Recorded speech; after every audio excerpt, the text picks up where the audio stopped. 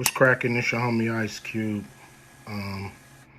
Just wanted to address a few things. Everybody been checking out the internet. My man Cat Williams.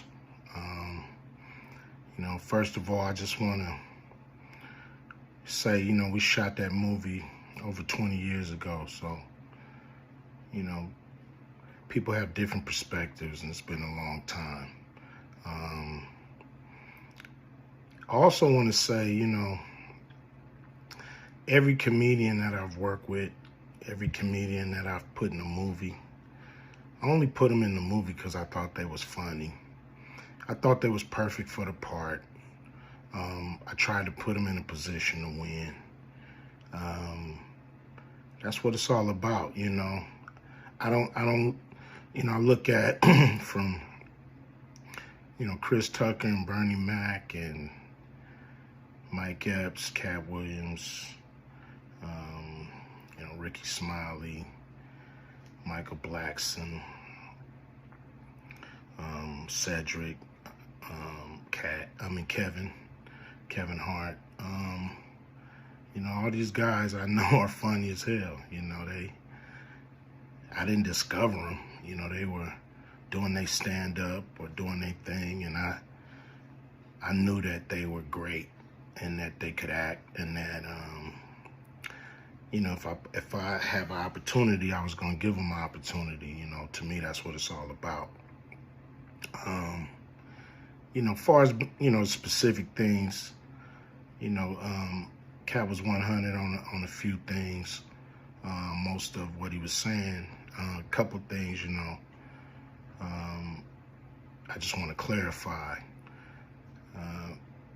When we bring in a new, comedian, we do have them try out for different roles.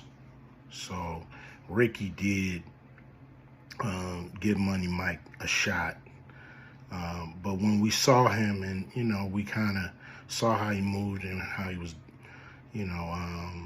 auditioning, we decided that he would be a better, Santa Claus, which was, to me, the perfect casting. When we saw Mike, damn, I call him Money Mike. When we saw Cat, when I saw him, I just knew that he was perfect for Money Mike. And, Cat, said he wrote his role, which, the role was written, but he enhanced it. This is why Cat was so dope in the movie. Money Mike had a small role, about as big as the Santa Claus role, but when we start filming, he was giving us such magic that we kept expanding his role and giving him more to do because he was on point. When we shoot these movies, for one, the scripts are fire, or they wouldn't even do it. The scripts are laugh out funny. But we shoot the script, but once we get what we need from the script, we let the comedians ad-lib, riff, play with the words, do their thing. We give them a take where they can, or 2, 3 takes where they can go off and do what they feel. Sometimes it makes the movie, sometimes it don't. When somebody gives you jewels, you want to try to make sure that makes the movie. So in the movie, there's second thing I want to clear up. I would never shoot a rape scene in a movie, especially like Friday, where you actually see this happening on camera. That ain't my style. If you check out any of my movies, they not raunchy. We did a movie called Players Club where the subject matter was a little raunchy, but for the most part, even that, we left it to your imagination. So the only reason that kind of stuff was in the movie is because you have 3 villains in Friday After Next. You have Santa Claus stealing presents You have Damon, just got out of prison, sweating. Craig and Day for the rent money. And then you have Money Mike, a pimp that treats his woman, like a property. So Craig is always fighting the villains in the movie, from the Joker brothers to Debo. And so we already had Craig fighting Santa Claus. And the only real way to get rid of the other two villains was to have them go against each other. And the plier joke was always in the script. It was never, we would never ever show that. That's not my style if you look at any of my movies. So, that was never a discussion. We,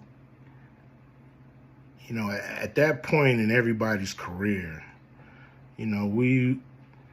we would listen to a certain extent, but we wasn't gonna change the movie for any actor.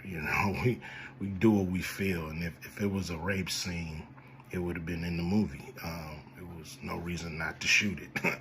But that's not my style. I don't even like that kind of shit in movies, on camera. And so, that was, to me, a little discrepancy there.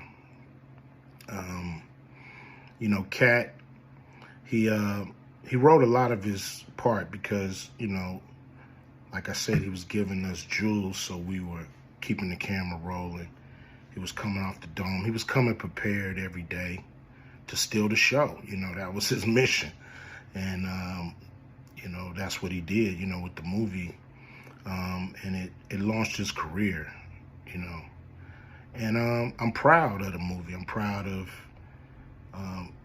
all the guys who've, come through, Acute Vision Production and went on to do bigger and better things. And look, a lot of people are talking about pay and how much they was paid on these movies that were extremely low budget. Most of these guys work a couple of days, and when you're doing a movie, there's over 100 people working on the movie that need to get paid. Most of them got to get paid every day. And there's pre-production and post-production. Even after you finish with the actors, you got to pay editors and sound people. And my movies are all about quality, so most of the money go up on the screen. I'm not giving you no bullshit. I'm not giving you no low budget, shit you can laugh at because it's so cheap. So, we try to put all the money on the screen. And so any actor that's mad at what they got paid, just look at what you was doing. Look at where your career was at the time. Take a look at where it is now.